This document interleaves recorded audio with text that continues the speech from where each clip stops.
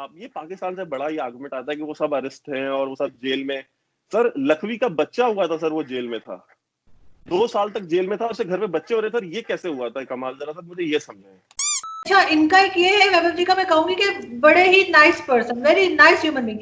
लेकिन जब हम इनका चैनल देखते हैं या हम इनकी ट्वीट्स देखते हैं तो वो हमेशा अजीब अजीब सी, और खासतौर पे पाकिस्तान के बड़े खिलाफ होती। चीमा साहब आपसे काफी नाराज हैं वैसे, मैं यहीं पे बता दूं, चीमा साहब बहुत गुस्से हैं वैभव जी से।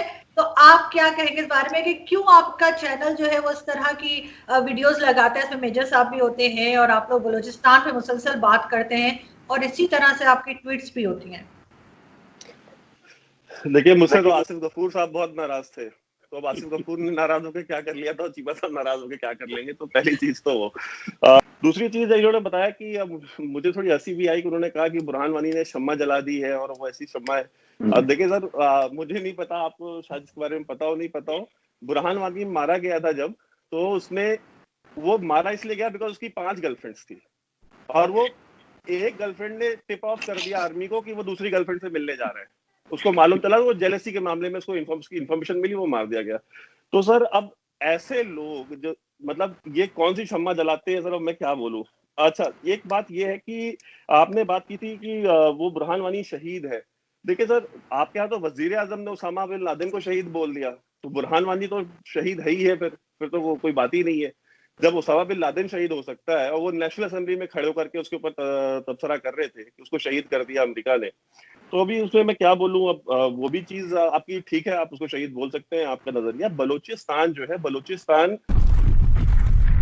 नमस्कार दोस्तों, जय हिंद। जैसा कि आज की क्लिप में आपने देखा, 26/11 मुंबई आतंकी हमलों का मास्टरमाइंड और लश्कर तोयबा का शीर्ष आतंकवादी जाकिउर रहमान लखवी एक बार फिर चर्चा में है। रिपोर्ट्स के अनुसार पाकिस्तान की जेल में बंद रहने के दौरान ही लखवी एक बच्चे का पिता बन गया था। इस मामले को भारतीय सांसद असदुद्दीन अवैसी ने अल्जीरिया में आयोजित एक अंतर्राष्ट्रीय मंच पर उठाते हुए पाकिस्तान के रवैये पर सवाल खड़े किए। अवैसी ने कहा कि दुनिया का शायद ही कोई देश किसी वैश्विक आतंकवादी को ऐसी सुविधाएं देता हो। उन्होंने आरोप लगाया कि पाकिस्तान ने एफएटीएफ के दबाव से बचने के लिए लखवी को कागजों पर जेल में दिखाया, लेकिन वास्तविकता में उसे विशेष सुविधाएं और काफ़ी आज़ादी मिली हुई थी। यह मामला एक बार फिर पाकिस्तान की आतंकवाद के खिलाफ कार्रवाई की विश्वसनीयता पर सवाल खड़े कर रहा है। अंतर्राष्ट्रीय स्तर पर भी इस मुद्दे को लेकर पाकिस्तान की नीतियों पर लगातार चर्चा होती रही है। तो चलिए दोस्तों, चलते हैं आगे की वीडियो की तरफ। देखिए, नेहरू लेके गए थे कश्मीर का इशू, नेहरू की गलतियों की कीमत अदा करना हिंदुस्तान ने बंद कर दिया सर।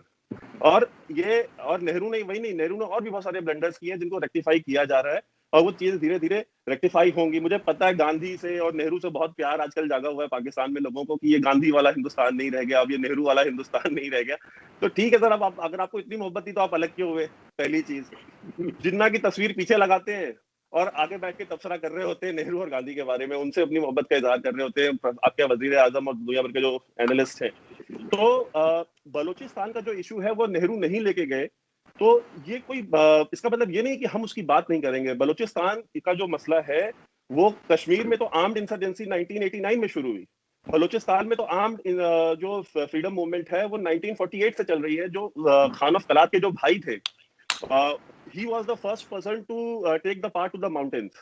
सबसे पहले वो माउंटेन्स पे चढ़े थे 1948 में, और उन्होंने आर्म्ड मिलिटेंसी शुरू करी बलूचिस्तान में। तो आप जब कंपैरिजन करते हैं, और आपने कहा कि हम तो उनको मटेरियल सपोर्ट नहीं करते, हम ये नहीं करते, हम वो नहीं करते। सर देखिए, मुशर्रफ साहब ने किताब लिखी है, आपके यहाँ बहुत सारे जनरल्स ने किताबें लिखी है, और आपके यहाँ जो अभी हैं कुछ लोग, ये रिटायर हो जाएंगे तो ये भी लिखेंगे कि उन्होंने कैसे पीओके में कैंप्स बनाए, वो कैसे लोगों को लेके आए, फिर कैसे जेकेएलएफ को इसलिए जेकेएलएफ बोला गया ताकि उसका कोई रिलीजियस कॉनोटेशन ना निकले, क्योंकि it should sound like western freedom movement. तो जम्मू कश्मीर लिबरेशन फ्रंट नाम दिया गया, कोई इस्लामिक नाम नहीं दिया गया।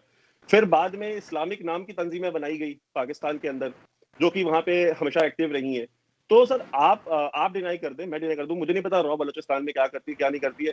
मेरे हिसाब से तो सर कुछ भी नहीं कर रही है, उसको बहुत कुछ करना चाहिए। मैं तो यहाँ पे जब भी लोगों से मिलता हूँ तो मैं तो हमेशा कंप्लेन करता हूँ कि रॉ कुछ कर ही नहीं रही। ये पाकिस्तान से बड़ा ही आर्गुमेंट आता है कि वो सब अरेस्ट हैं और वो सब जेल में। सर लखवी का बच्चा हुआ था सर, वो जेल में था, 2 साल तक जेल में था, उसके घर में बच्चे हो रहे थे, ये कैसे हुआ था कमाल, जरा मुझे ये समझाएं। ये मैंने नहीं सुना, ये आपसे सुन रहा हूँ, मैंने मेरे नॉलेज में अरे बात सर है। सर इन्होंने सर देखिए ये ऑन द रिकॉर्ड है सर। देखिए पाकिस्तान में आप एक बच्चा हुआ था, एक बच्चा हुआ था, उसका बेटा हुआ था जब वो जेल में था, एक बच्चा हुआ था। देखिए लड़ाइयाँ ये चलती रहेंगी। आप जो बात कर रहे हैं terrorism, Pakistan is in not involve now. अगर आपके प्राइम मिनिस्टर उस वक्त जो नेहरू गए थे वहाँ पर यूनाइटेड नेशन में, तो अगर आपको उन पर एतराज़ है देन आप एक डिस्प्यूट तो रिकग्नाइज है ना, इसको तो हम नहीं कह सकते रिकग्नाइज नहीं है, तो why don't you sit with Pakistan and try to resolve it there when you seat.